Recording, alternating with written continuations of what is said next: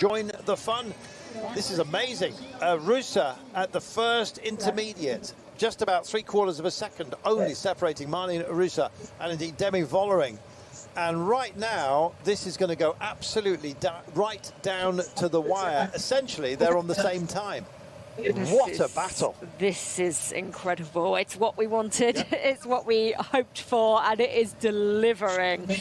And now it will be a case of us watching exactly how much these riders can get out of these sections of the course. Just look at this. At this point, Van der Breggen was pedaling.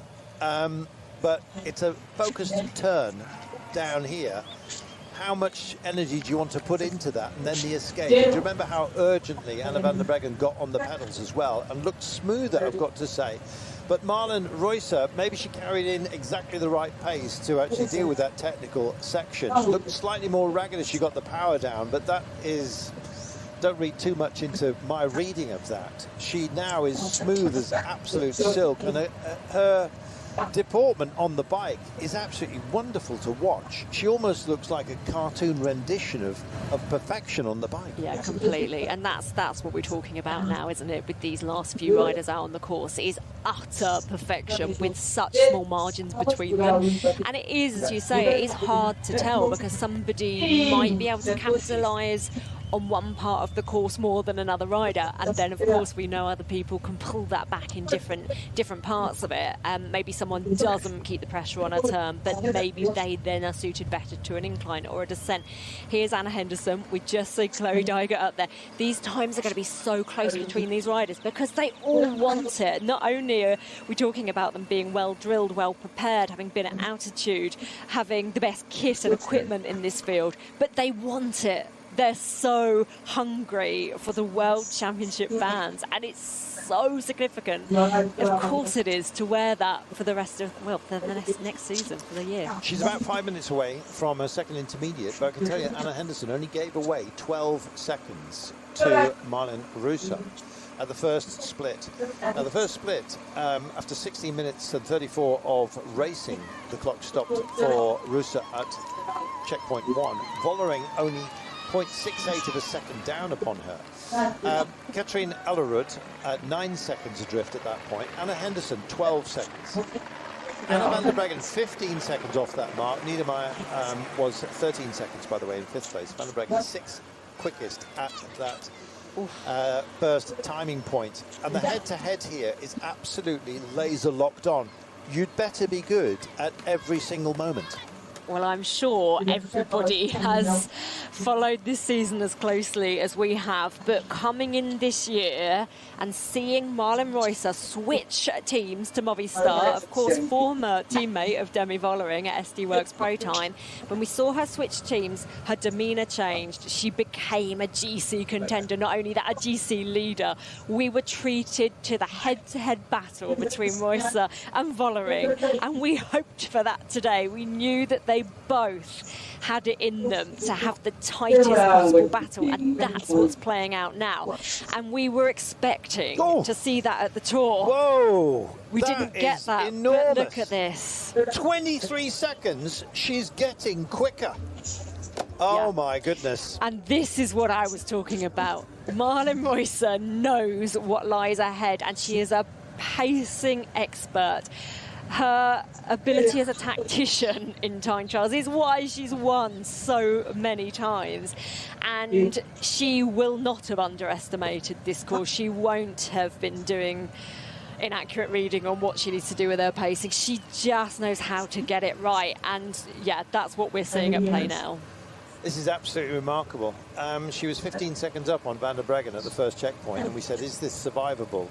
If you can carry it. We talked earlier on about being able to get up to pace and then glide with it, and some others are more peaky. They will, like an old ice hockey stick, they can go smooth and then deliver something at the end. Others kind of peak and then go into a trough, but Marlin Reus is doing an amazing job. Vollering's split is going to be fascinating in a few moments' time. Reus had an advantage over Van der Breggen of 15 seconds at the first split. Van der Breggen, who still sits in the hot seat, 28 seconds was her gain over the second checkpoint. And so how can she possibly carry it? Rusa has an advantage of 23 seconds at the third. Can she hold? It's a tough finish, as you are seeing here from Kaisenhofer. 7th place, nearly 3 minutes down. It shows you just what the gulf in, indeed, results are at the line. At the moment, it's Anna van der Breggen, who will have seen, all right, maybe a slightly diminished, 5 seconds between checkpoint 2 and 3. Can Rusa hold on? I think if Rusa copes with the final climb, she should have this. But it's actually, now I'm thinking about it, it's going to be less of a gap than perhaps we were expecting. Indeed. I mean, you've asked the question there on Marlin Reusser, and I would say absolutely she can deliver. What she's done this season, what we know she's done in previous seasons in time trials as well, she is so capable at understanding and navigating the challenges up ahead in the latter part of this course. I think she's going to put in an incredibly special ride today. That said, we are seeing very, very small competitive time gaps here. It is absolutely thrilling, but we have missed out during parts of the summer because of Reusser's illness to that battle between Vollering and Reusser, and here it is now playing out in front of our eyes. Got about 5 minutes left for Vollering to get to the second intermediate. A reminder that the gap was virtually the same, but 0.7 of a second separating. Here's Henderson. Now, she was 4th at the first time split, don't forget. Gave away 12 seconds to Rusa. Let's see. It's an expanded gap, I'm afraid, for Anna Henderson, but this is still a very strong performance. Let's see, it's 33 seconds giveaway now. So essentially that gap has extended by around about 20 seconds between the two checkpoints, which kind of underscores what Rusa is achieving out there. And her job has still not been completed. We're bringing them in. This is Alerud. And the clock's only just gone red against her, so she's close at hand. She's got to go into this little dip. She's not going to beat Anna van der Breggen. She may move into a medaling place here. Let's wait and see at the final. In fact, she should be good enough for silver for now. Coming through the heat haze, it's getting warmer out there. Temperatures hovering around about 27 Celsius, but nudging up, I think, in the sunshine here to over 30. So possibly discomfort for some, but this is a great shot by Alerud. Silver medal for now. Brilliant ride from Alerud. And we've talked so much about pacing, and you do not want to get that wrong either way, but you don't want to leave anything out on the road. And evidently, you can just see the level of suffering coming in. Here we are back with Reusser, and we expected a special ride. We expected big things from her, and my goodness, she is certainly giving us what we wanted. Check it out. She has, indeed, the steepest part, the most uncomfortable part, I think, has just been dispatched. So she has the remainder to deal with, and you can see the shock waves just going through her shoulders here.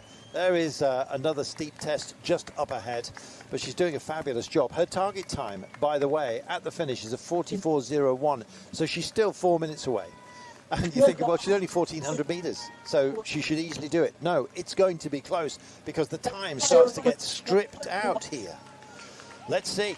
It certainly does, and that is the part of the course, I think, that we found it quite hard to predict early on, and we've just seen how much the riders have had to navigate, to suffer. We think they're almost there. It's a long, long stretch to that line, and I'm saying that's out here, so I can only imagine how tough that pull is to the line. But just look at what Reusser is doing here. And I think psychologically, after the disappointment she had and not being able to field the Tour in the way that she'd planned to do, that would have fired her up even more mentally to plan ahead to come in at absolute peak today. Check this out. She has dispatched the cobbles. She's on to the asphalt. There's the Flamme Rouge. She's going to roll everybody, Reuser. It's a Rolls-Royce performance. This could be spectacular. She's smoothed out the bumps. She's powering home. Gives herself just a moment here to double check into the corner. I think she knows that maybe she's got this in the bag, and it might be by a handsome margin as well. My goodness, we'll be back to her as she finishes, but Chloe Daggett is just coming, and this at the intermediate is a shock. It is. This is a really big shock for Chloe Daggett. I mean, I've said time and time again today that we had so much unpredictability that this course was going to offer today. Oh. And this has been a tough day for Daggett. Certainly has. She was giving away 28 seconds at the first intermediate. Meanwhile, let's get back to this, shall we? Oh, this is wonderful. This is a limousine performance by this athlete. Absolutely perfect. She has smoothed out the course and actually delivered something incredibly special here. In fact, she's saved the power until last. She comes up over the rise here, but her rise has been inexorable, I think you might say. This is potentially going to be our winning time. She started off as favourite in my eyes, and she has lived up to the billing.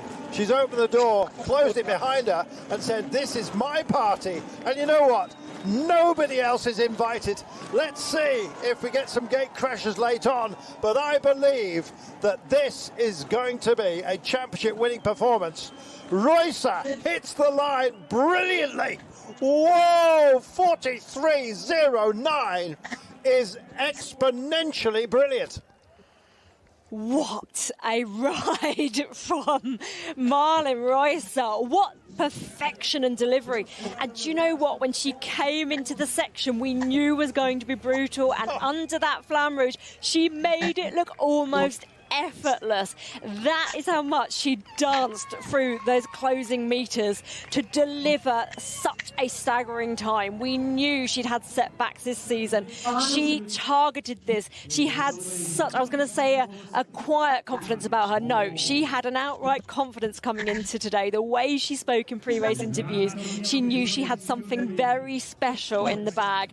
And you can just see she has delivered out there to perfection today. That is amazing. 43.3 kilometres per hour average. A full, almost kilometre an hour faster than everyone else has finished so far. She had lost just 5 seconds between the checkpoint 2 and 3, and then decided to go to the top table and eat the cake. She has come home brilliantly with an advantage, get this, over Anna van der Breggen of 51.89 seconds, nearly 52 seconds clear of the mighty Anna van der Breggen. Let us see if anyone can get close. It's a big, big ask. We still have riders out there who may deny her, but for right now, Marlin Reuser looks amazing. Absolutely incredible. Here we are with Anna Henderson, 5.4 kilometres remaining for the rider from Great Britain. And, oh gosh, we just can't shout enough about Marlin Reuser this season. For me, it's just been a fairy tale season for her, and we've had so many ups and downs that we've lived through with her. She came in and showed us what she could do as a GC leader. As I say, not just coming in as, right, I might be a big contender now, but dominating, winning in ways we didn't see from her in previous seasons because she wasn't given the freedom. She perhaps wasn't in the same headspace that she's been in this year. She's had that utter confidence, the confidence of Team Movistar, doing everything to support around her. She didn't have an ideal end to the summer. She went away and she prepared at altitude and she targeted the worlds today. And oh my goodness, we've just seen that play out to utter perfection. She couldn't have hoped for that to go any better, of course. We're just seeing the damage it's done as we've got our last riders out on the course now. Henderson comes through fourth quickest at the third intermediate, giving away 38 seconds to Reuser. Chances of finding that later on possibly slim, but we're starting to see some times that would have had the beating of Anna van der Breggen potentially. This is one of them. Brodie Chapman, I still think she is going to be in a bronze medal position by the time she hits the line here. But nonetheless, we're seeing some terrific performances. And it may well be we have modest margins between the medals, but possibly not between gold and silver. Let us wait and see who can get close to Marlin Reus. But right now is Chapman coming in for what potentially could be a bronze medal position. I believe it's going to be tight because Allerud sits on a 124 and she knows she's racing for that right now. Chapman comes to the line. Is she going to get there? She knows she's got to sprint for it and does so brilliantly.